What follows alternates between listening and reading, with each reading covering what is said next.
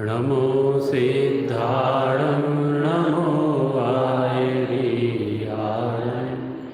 नमो वज्रायाणं नमो लोये सव्यसाचिन्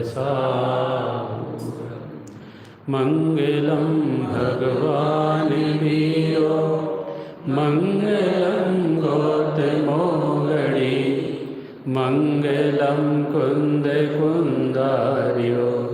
जैन धर्मोस्तु मंगलं सर्वमांगल्यमांगल्यं सर्वकल्याणकारकं प्रधानां सर्वधर्माणां जैनं जयतु शासनं जैनं जयतु शासनं नमः श्रीवर्धमानाय निर्धूतकलिलात्मने सालोकानां त्रिलोकानां यद्विद्यादर्पणायते। रत्नकर्ण साहब का 4 ग्रंथ है, आचार्य समंत भट्ट द्वारा रचित। न्याय के बहुत बड़े प्रतिष्ठापक आचार्य हुए हैं, जो स्वयं तो अंदर से भद्र थे लेकिन बाहर से भी भद्री थे, इसलिए उनका नाम क्या पड़ा, समंत भट्ट।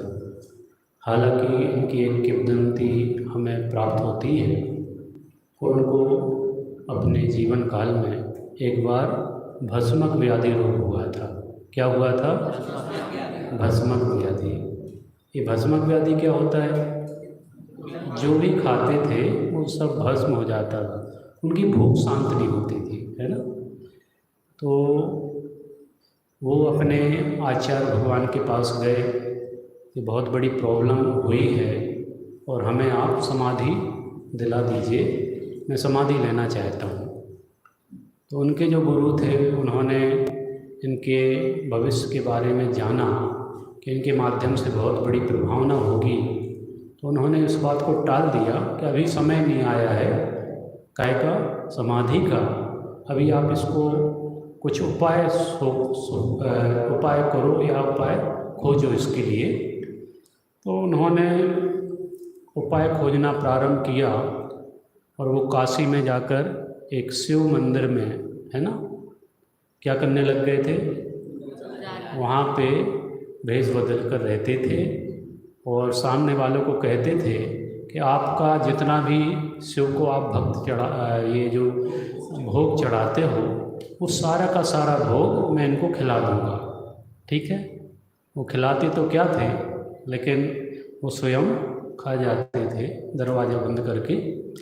धीरे धीरे धीरे धीरे भोग बहुत ज़्यादा था उनका, माने उस मंदिर में बहुत ज़्यादा चढ़ावा भोग से रिलेटेड होता था और धीरे धीरे उनकी व्याधि शांत होने लग गई तो कुछ भोग बचने लग गया। क्या चक्कर है, अभी तो सारा का सारा भोग सिर्फ खा लेते थे, है ना, अब बच क्यों रहा है? तो उसके पीछे अड़ोस पड़ोस या जो भी उनके होंगे मंदिर के संबंधित जो व्यक्ति, उन्होंने जानकारी ली और पता लगा कि ये कोई भोग भगवान को नहीं खिलाते हैं, ये तो स्वयं चट कर जाते हैं। और ये बात राजा तक पहुंची, ठीक है ना।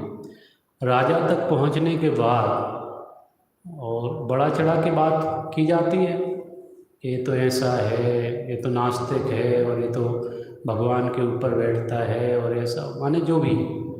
तो ये सारी कहानी आप सभी ने सुन रखी है ना। राजा भी सख्त नाराज़ हुआ इस बात पर कि भोग स्वयं खा जाते हैं, भगवान को कुछ भोग चढ़ाते नहीं हैं। तो उन्होंने कहा कोई वो नहीं है, आप शिव को नमस्कार करो, आपका समाधान हो जाएगा।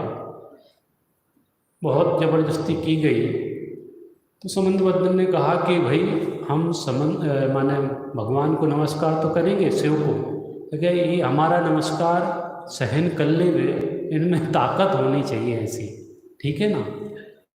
तो उन्होंने नमस्कार करने का बहुत सब लोगों ने आग्रह किया, राजा ने किया, पब्लिक ने किया, राजसभा ने किया, तो उन्होंने स्वयंभू स्त्रोत पढ़ना प्रारंभ किया उस समय, और 8वें श्लोक तक पहुँचे थे और शिव पिंडी फट गई और वहाँ से चंद्र प्रभु भगवान की प्रतिमा प्रकट हुई। फटे महादेव के नाम से आज भी काशी में एक मंदिर है। ठीक है, तो ये तो एक सामान्य कहानी है। समंतभद्र आचार्य बहुत बड़े आचार्य हुए हैं जिन्होंने जैन धर्म का डंका सारे भारतवर्ष में बजाया, जैन धर्म की प्रभावना की, और वो एक ऐसे आचार्य हुए हैं जिन्होंने अपने आप को ऐसा कहा, सामने वाले में जिसमें भी ताकत हो आकर मुझसे बात करे। ठीक है, बात माने वाद विवाद नहीं, लड़ाई झगड़ा नहीं। उस समय में वाद का मतलब होता था शास्त्रार्थ, माने आप अपने मत को प्रस्तुत करो, मैं अपने मत को प्रस्तुत करूंगा और आपके मत का मैं खंडन करूंगा, अपने मत का मंडन करूंगा। ऐसी उनकी खुली चेतावनी थी। ख्याल में आया ना? मैं शेर की तरह विचरण करता हूँ, आकर जिसमें ताकत हो वो मेरे से वाद करे, ऐसा। तो ऐसे समंतभद्र आचार्य जिनके माध्यम से वास्तव में बहुत ज़्यादा प्रभावना हुई है, और उनकी कुछ रचनाएं हमारे बीच में उपलब्ध हैं। ख्याल में है ना? देवागम स्त्रोत पढ़ा है आप लोगों के कोर्स में है?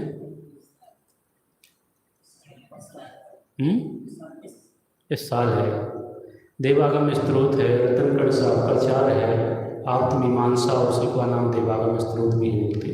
तो इनकी उपलब्ध रचनाओं में एक ग्रंथ था गंधहस्ती महाभाष्य। क्या नाम? तत्वार सूत्र की टीका उन्होंने लिखी थी, जो कि आज अपने पास उपलब्ध नहीं है, नहीं, लेकिन कहीं ना कहीं जापान या कहाँ की लाइब्रेरी में वो उपलब्ध है। और उसके माध्यम से बहुत जितने बड़े बड़े रिसर्च हो रहे हैं आज की डेट में, सुई से लेके प्लेन तक, और जो भी आज जो चंद्रमा का 3rd पार्ट आज भारत देश अपने आप को गौरवान्वित महसूस कर रहा है ना, चंद्रयान 3 ऊपर पहुंच गया है। ठीक है, वो कहाँ पहुंचा जैन दर्शन के परिप्रेक्ष्य में बात नहीं कह रहा हूँ, लेकिन जो रिसर्च हो रही है और जो काम हो रहे हैं वो लगभग गंधहस्ती महाभाष्य के माध्यम से, आधार से, या यूँ कहें बड़ी बड़ी सर्च, बड़ी बड़ी रिसर्च वो ग्रंथ के आधार से हो रही हैं। आइए, इस रतनकर्ण शाकाचार्य में ऐसा क्या है जो हम इस रतनकर्ण शाकाचार्य का स्वाध्याय प्रारंभ करें। इस का नाम हमें ऐसा लग रहा है कि इसमें कुछ क्या है, बोले रत्न कर्ण श्रावकाचार्य। क्या बोला? रत्न कर्ण श्रावकाचार्य, माने रत्नों का एक पिटारा है, पिटारा। ठीक है, किसका? रत्नों का। अब किस रत्न के पिटारे की बात की जा रही है यहाँ पे? श्रावक आचार्य, श्रावक का आचार्य, माने मात्र श्रावकों का आचार्य नहीं। श्रावक भविष्य में मुनि बनेंगे कि नहीं बनेंगे? ये श्रावक जो श्रावकोचित कार्य, श्रावकोचित व्रत, श्रावकोचित नियम पालन करते करते अपनी समझो संयम साधना बढ़ाएंगे तो वो मुनि बनेंगे। तो श्रावकों के और आचार्य मुनिराजों के संबंध में जो आचार संहिता है, क्या है? आचार संहिता। आचार संहिता क्या होती है? हमें क्या करना है और क्या नहीं करना है। क्या बोला? श्रावकों को क्या करना चाहिए और क्या नहीं करना चाहिए, मुनिराजों को क्या करना चाहिए, क्या नहीं करना चाहिए, ऐसा उनके आचरण से रिलेटेड, जो चर्या से रिलेटेड बात है, या जो नियम है, या जो व्रत हैं, उनकी सबकी चर्चा इस रतनकर्ण शाकाचार्य के अंतर्गत दी गई है। और इसमें 7 अधिकार है। पहला ही अधिकार किसका है? सम्यक दर्शन। किसका अधिकार? सम्यक दर्शन। बात तो श्रावकों की आचार्य की करनी चाहिए, सम्यक दर्शन का कहाँ से विषय आ गया? ख्याल में आ रहा है? श्रावकों के आचार की बात होना चाहिए ना, श्रावकाचार ग्रंथ है, ठीक है। तो सम्यक दर्शन की विषय बात क्यों आई इसमें? क्योंकि श्रावक ही ऐसा है जो श्रावकोचित कार्य करना चाहता है, और श्रावकोचित कार्य सिर्फ बाहर की प्रवृत्ति में नहीं है। बाहर आप नियम ले लो, व्रत ले लो, संयम अंगीकार कर लो, अणुव्रत पालन करो, महाव्रत पालन करो, ये बात तो ठीक है, ये बात ठीक है, लेकिन हमें असली में क्या करना है? हमारा मुख्य कर्तव्य क्या है? श्रावक को सिर्फ आचरण की प्रवृत्ति से आका जाए कि उसके अंतरंग की प्रवृत्ति से आका जाए? क्या चाहिए? हमें अंदर का भी कुछ सुधार करना है कि सिर्फ बाहर में ही सुधार करना है? क्या करना है? बाहर की जो भी प्रवृत्ति है वो अंतरंग की प्रवृत्ति से बाहर की प्रवृत्ति होती है। ख्याल में है ना? मुनिराज के बारे में क्या कहा जाता है? गुरु देवशास्त्र गुरु पूजन में अपन क्या पढ़ते हैं? दिन रात आत्मा का चिंतन, मृदु संभाषण में वही कथन, निर्वस्त्र दिगंबर काया से भी प्रकट हो रहा अंतर। क्या कह रहे हैं?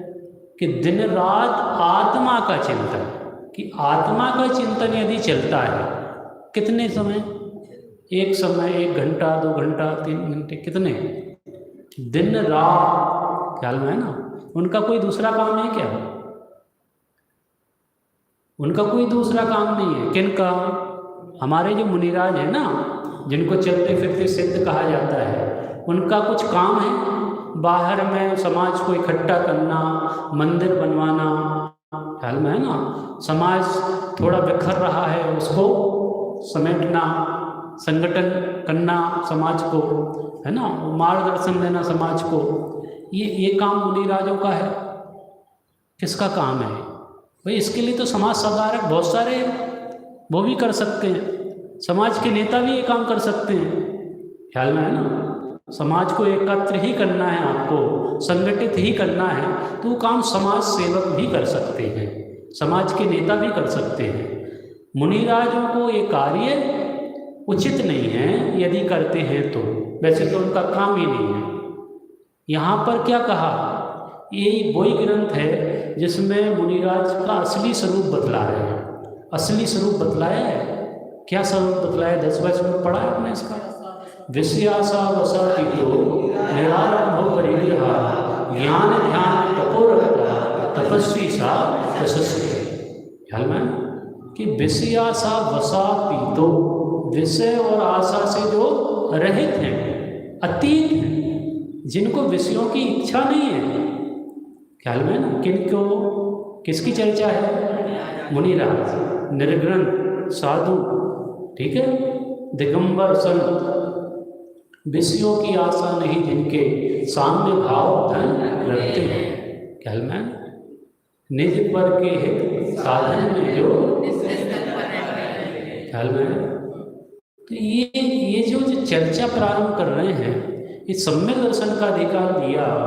और प्रारंभ किससे कहा? माने प्रारंभिक आप जो श्लोक पढ़ेंगे ना मंगलाचरण का, उसमें ही बहुत गहरी बात है। समंतबद्ध आचार्य न्याय के बहुत बड़े प्रतिष्ठापक आचार्य हुए ना, तो इसमें न्याय है। ये वही आचार्य हैं जिन्होंने भगवान को कटघरे में खड़ा किया। अब आप बोलोगे भगवान को कटघरे में खड़ा क्यों? भगवान अपराधी है क्या जो उनको कटघरे में खड़ा किया?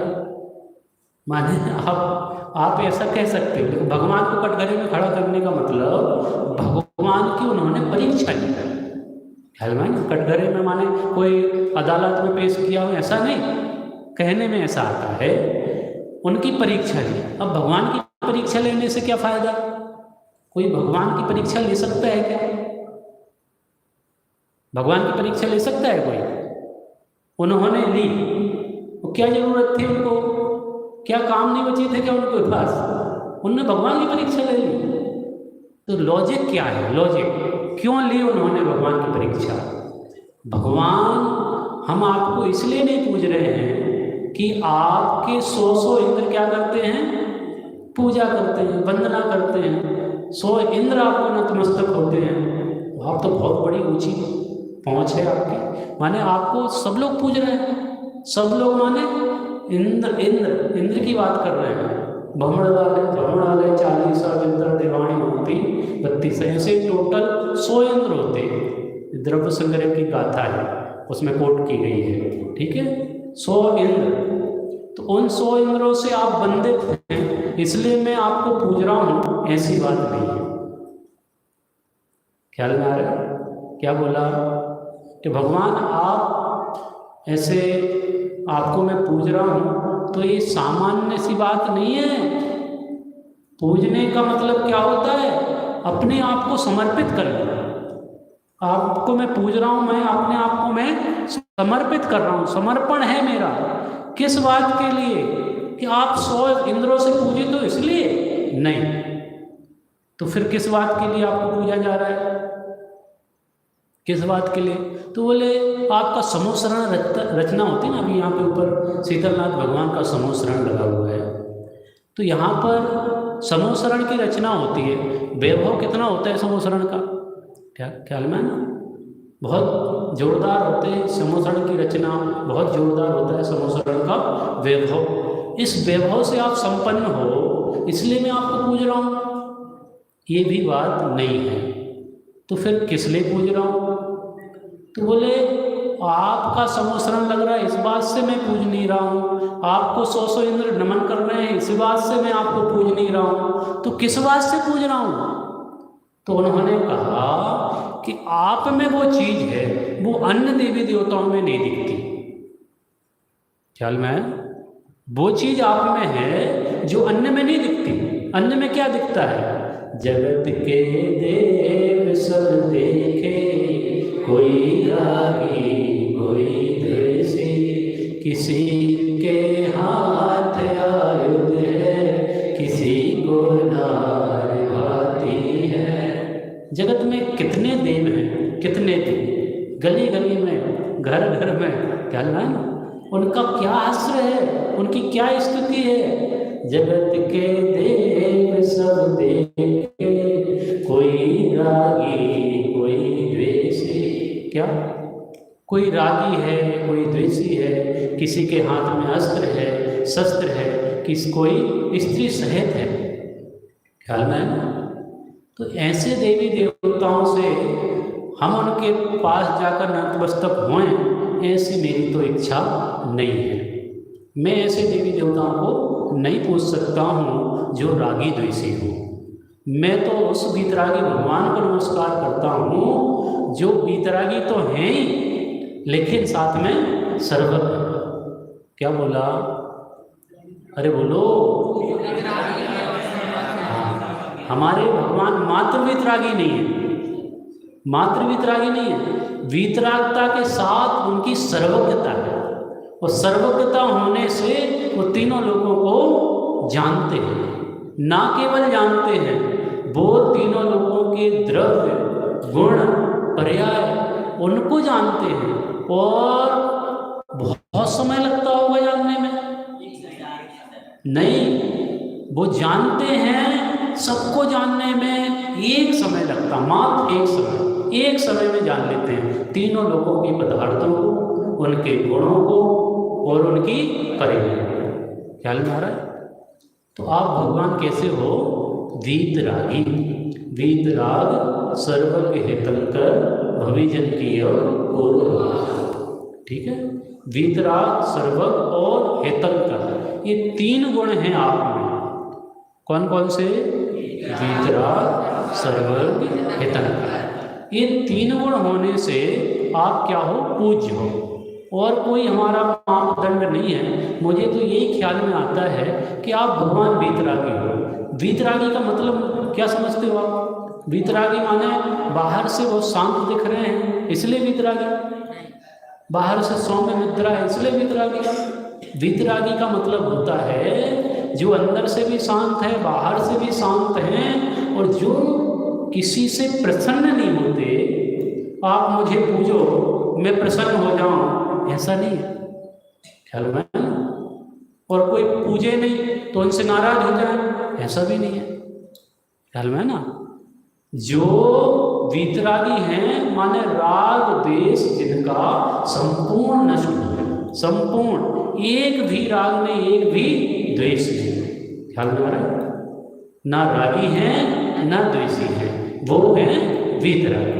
और ऐसे वीतरागी भगवान को मैं क्या करता हूँ, नमस्कार करता हूँ, ठीक है।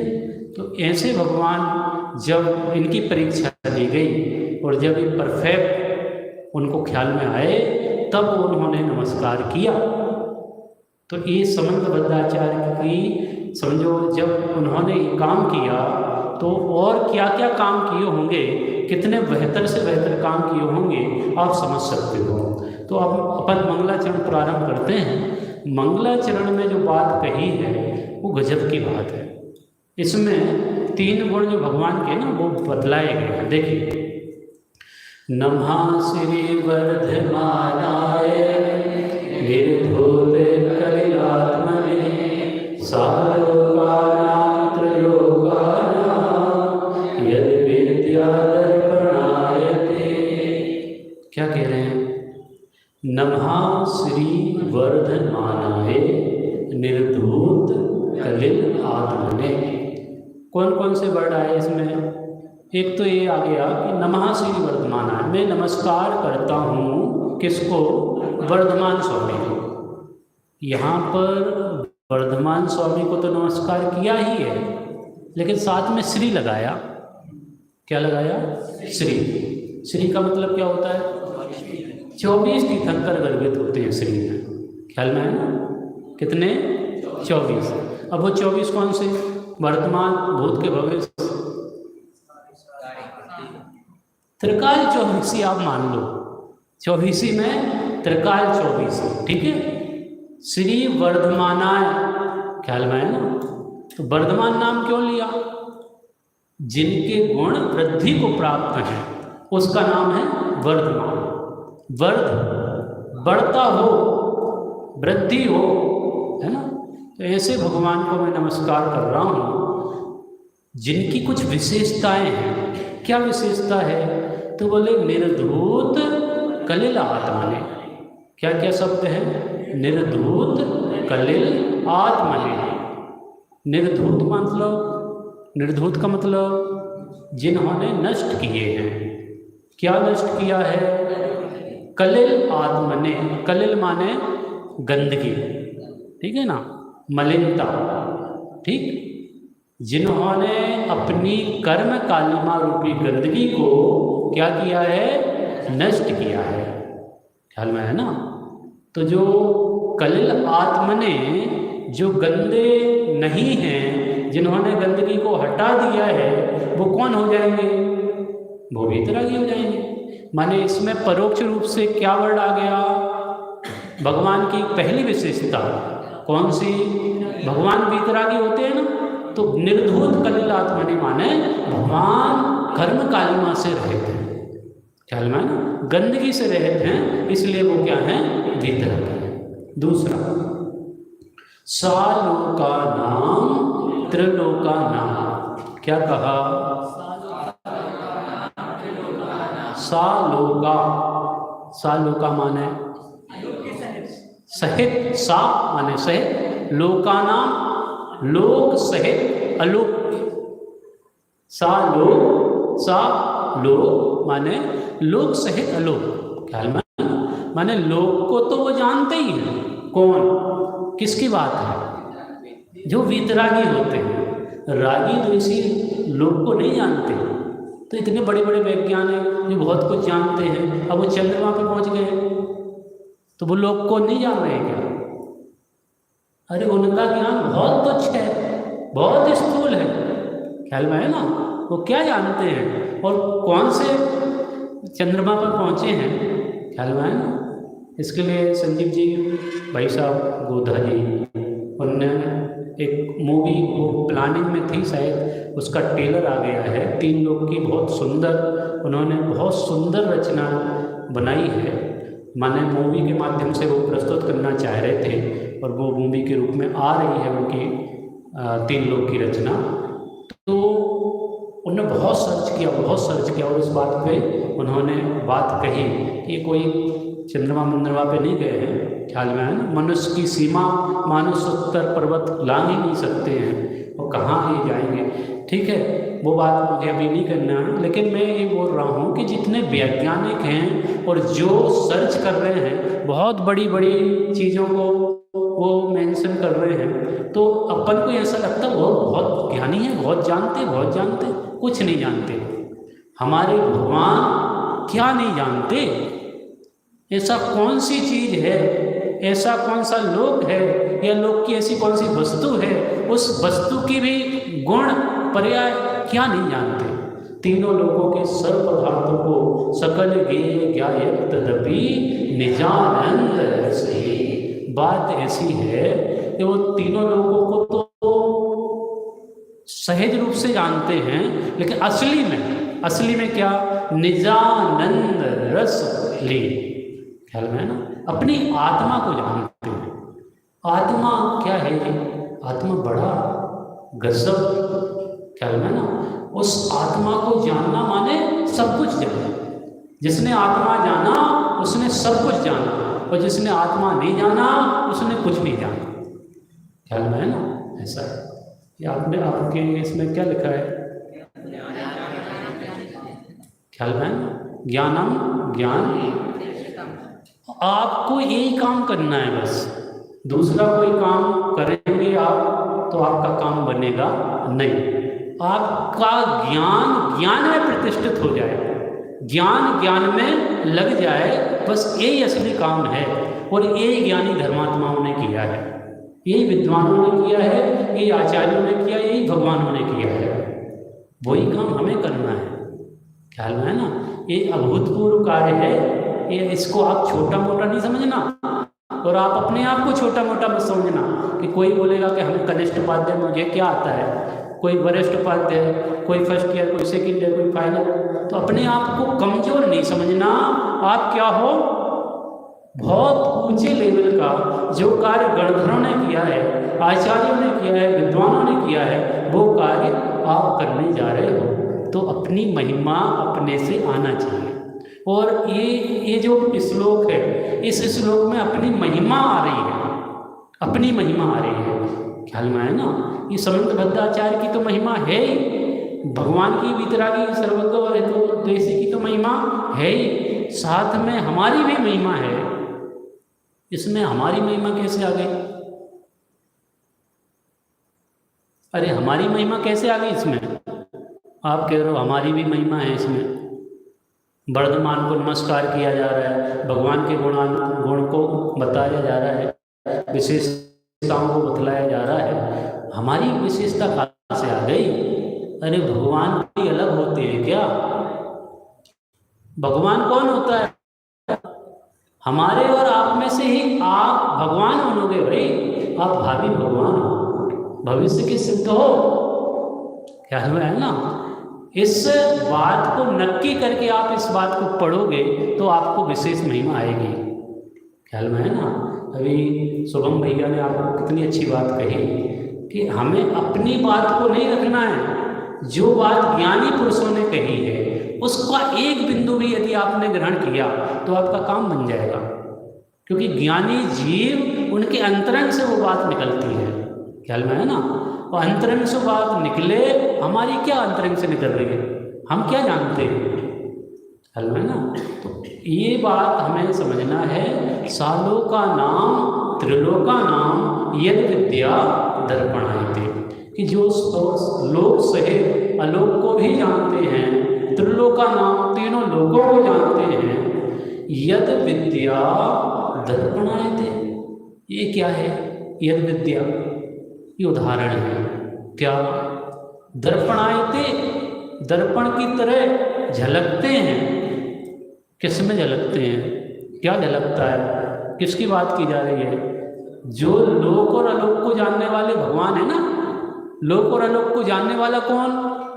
सर्वज्ञ। सर्व प्लस ज्ञ, सर्वज्ञ।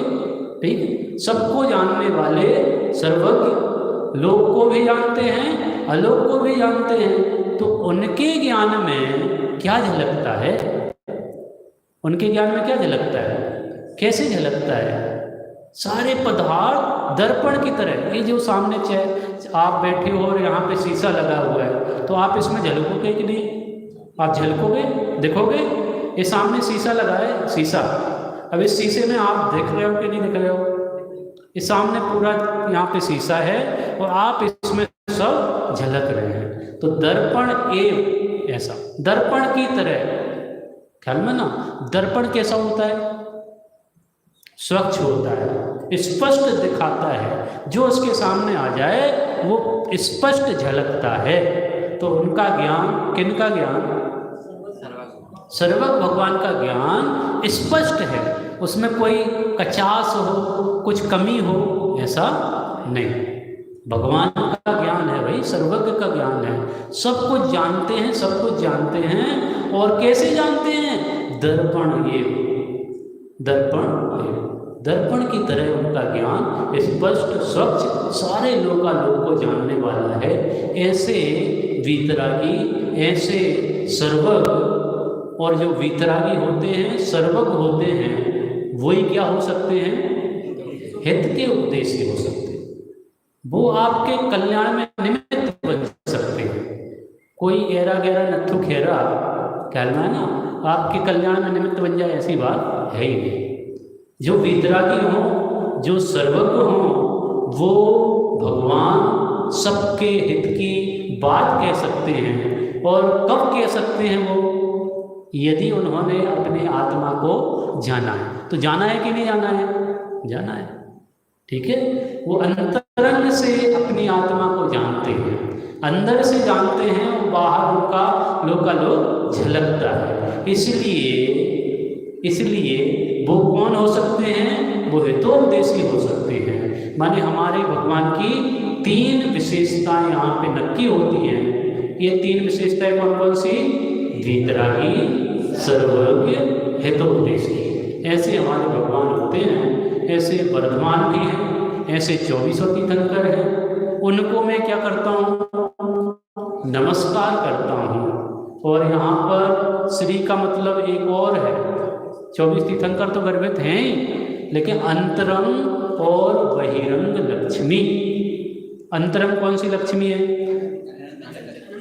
अनंत चतुष्टय, अनंत दर्शन, अनंत ज्ञान, अनंत सुख और अनंत वीर। ये 4 चतुष्टय अंतरंग लक्ष्मी, और बाहर में समोसरण आदि वैभव, ये बहिरंग लक्ष्मी। तो भगवान अंतरंग लक्ष्मी से भी शोभित हैं और बहिरंग लक्ष्मी से भी क्या हैं? शोभित हैं। क्लियर? एक बार पढ़ लीजिए पुनः। नमः श्री वर्धमानाय निर्भूत कैलात्मने सालोकानां त्रिलोकानां यद् विद्यादर्पणायते। ऐसे भगवान, इनकी हम आराधना कर रहे हैं।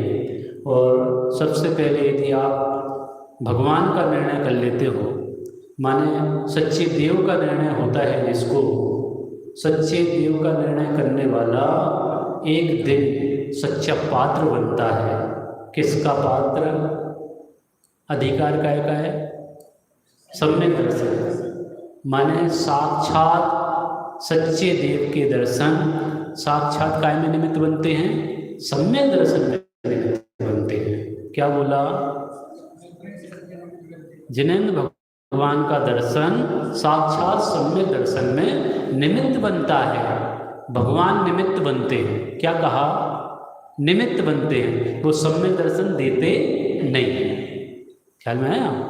नहीं तो आप भगवान के पास बैठ जाओ हाथ पैर जोड़ के, वो भगवान उनको सम्यक दर्शन दे दो।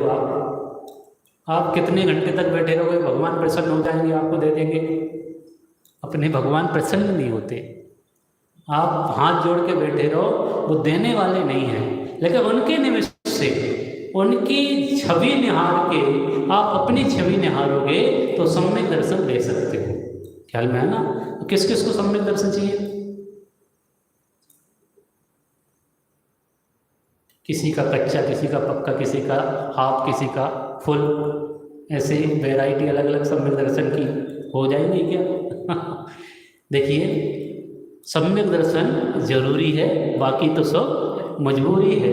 कि आप ले पाओगे कि नहीं ले पाओगे ये बात अलग है, लेकिन संकल्प तो हमारा होना ही चाहिए, क्योंकि हमने बाल बोध में भी पढ़ा है, सम्यक दर्शन प्राप्त करेंगे सत्य वयों से जीव जीव क्षमा। तो ये आपको जरूरी है, बाकी सब मजबूरी है। और ये सम्यक दर्शन की पात्रता हम सभी को आती है स्वाध्याय से। जितना ज़्यादा आप स्वाध्याय करेंगे, ना केवल स्वाध्याय तो एक बहाना है, लेकिन स्वाध्याय करके अपना स्वयं का चिंतन बढ़ाना है, और चिंतन आपका बढ़ा तो आपकी रुचि आपको हो जाएगी, और आपकी रुचि होगी तो एक दिन सम्यक दर्शन भी होगा। चलिए यहाँ पे अपनी संपूर्ण करते हैं दिनवाणी भजन।